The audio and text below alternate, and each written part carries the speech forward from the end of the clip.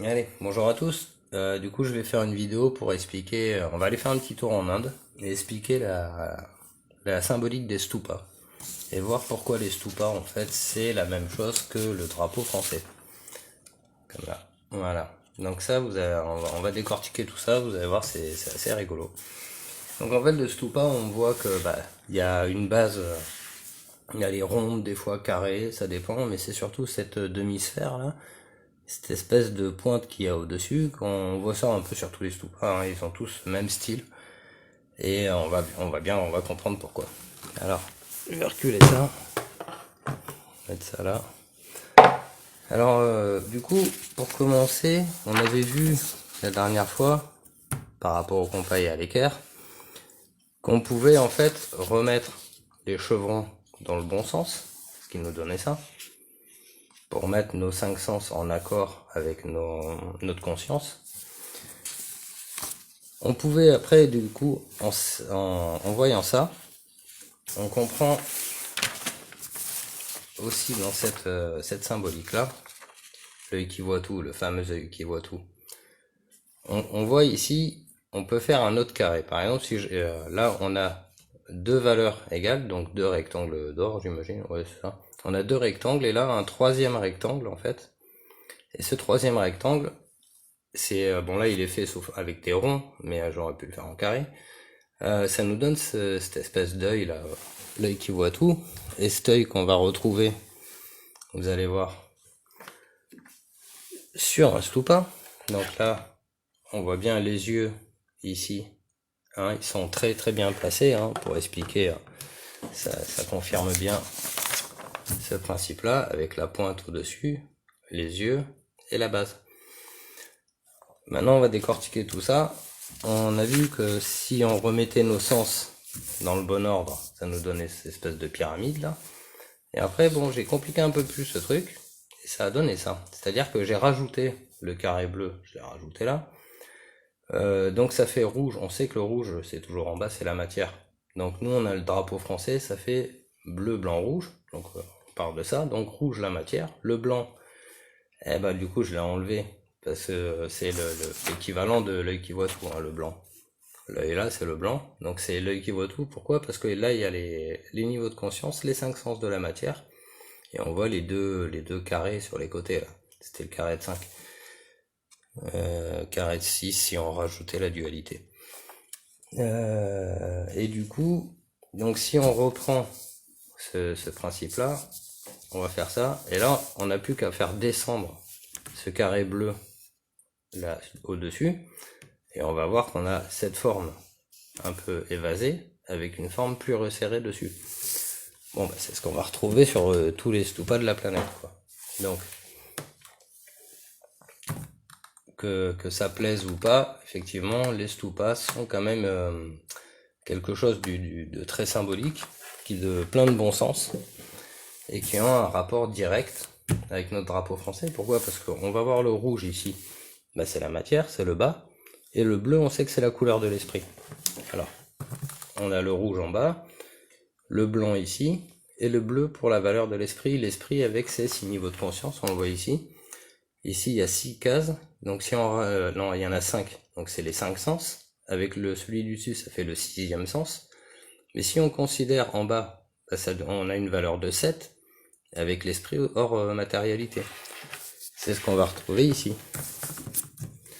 La valeur de 6 et 7 au-dessus, parce que 7 c'est le chakra violet. C'est pas encore la couleur rose, mais c'est le chakra violet. Et voilà, ça nous amène hors matérialité. Donc la matière, c'est ça c'est le tout. Parce que dans le tout, on voit la conscience et les 5 sens dans la matière. C'est pour ça. Hein. Et ça nous ramène au drapeau français. Donc voilà. Donc si on le met comme ça à la verticale, le rouge en bas, donc la matière, et le bleu, l'esprit, la couleur du ciel, ça marche aussi comme ça. Parce qu'on sait, nous, aujourd'hui, que le chemin, c'est d'aller vers la gauche, d'aller vers le côté cœur. Donc la matière, qu'elle soit en bas ou à droite, c'est pareil, vu que l'esprit, il faut qu'il soit à gauche ou en haut. Donc que je le mette comme ça ou comme ça, c'est pareil. Donc on le retrouve ici. là on le retrouve à la verticale.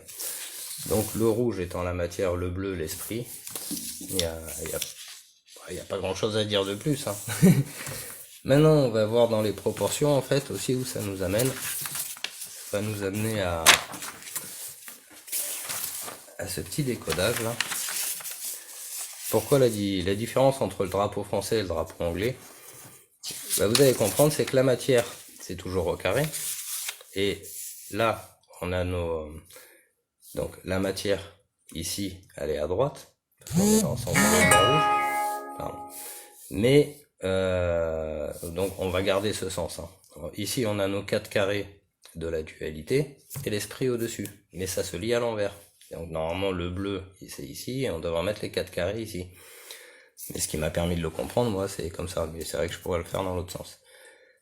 Pour les proportions, on a du 12-8. Donc 12, 2 fois 6. Après, c'est la valeur 13. Donc c'est pas n'importe quel chiffre. 8, c'est l'infini. Donc là, on a quand même... Et le rapport, c'est 1 pour 1, 5. 1 pour 1, 5, c'est c'est comme le carré qui se déploie de travers. Si je prends le carré et que je le mets de travers, clac. Donc on avait déjà vu ça là, dans les premières vidéos.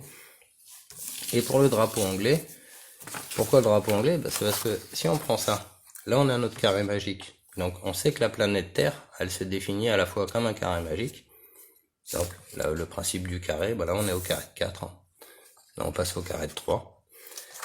Et ça c'est la rotation, donc ça c'est la matière, et ça c'est l'immatériel. C'est-à-dire c'est les forces gravitationnelles qui tournent dans le sens des aiguilles d'une montre en bas et dans le sens inverse des aiguilles d'une montre au nord.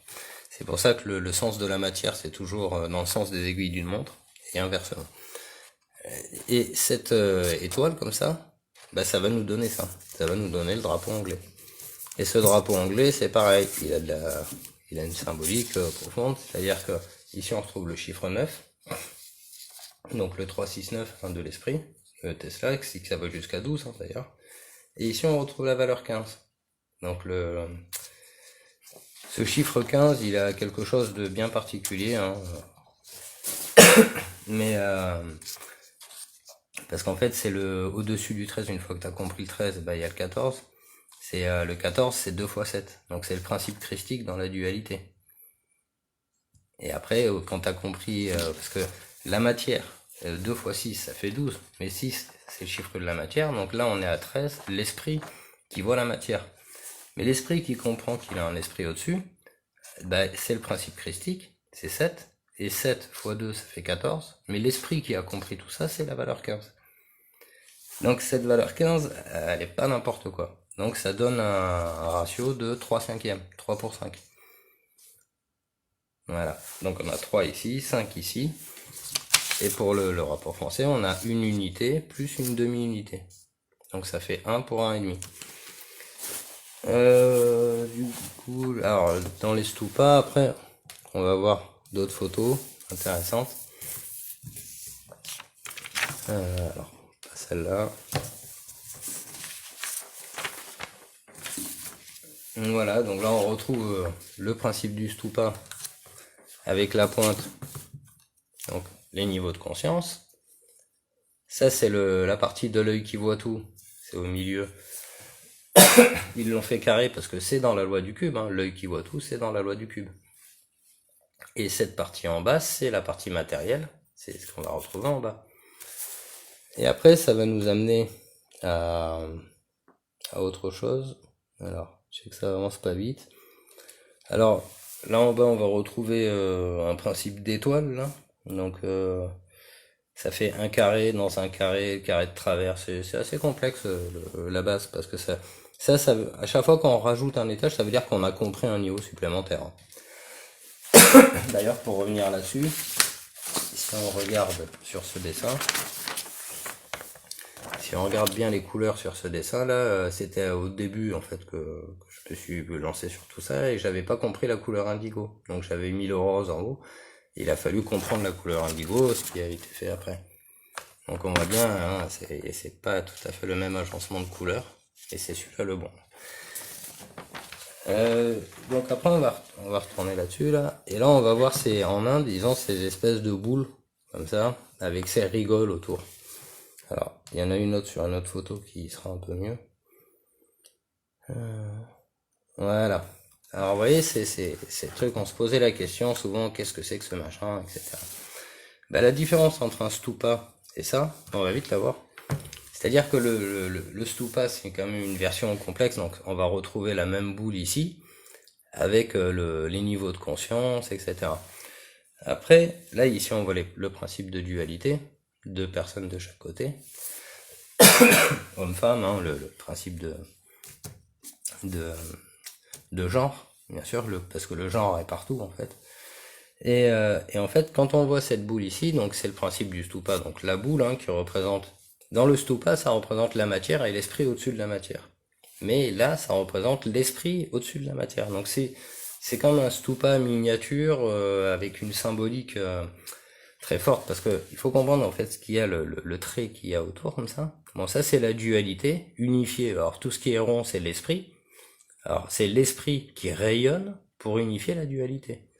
Et la dualité, elle est unifiée comment? Enfin, elle est unifiée par l'eau, par le principe du fluide.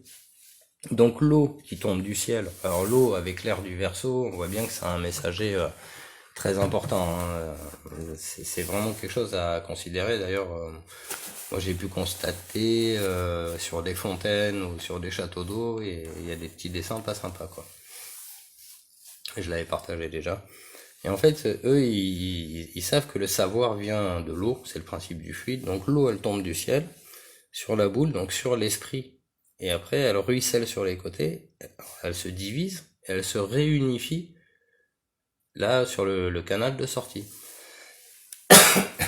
Alors, bah ça, c'est une symbolique très forte, hein. C'est parce que ils connaissent le principe de l'eau, ils connaissent le principe de matière, d'esprit, le rayonnement de l'esprit, et le principe du fluide. Alors c'est Poséidon, hein, le principe du fluide, gérer les flux, quoi. Et de la séparation, enfin les gouttes d'eau elles tombent, pardon, les gouttes d'eau elles tombent, elles s'unifient, elles se séparent et elles se réunifient. Donc voilà, c'est toute une symbolique quand même à considérer. Bon, sur ce, je tousse trop. Bon, je vous laisse là. Allez, au revoir.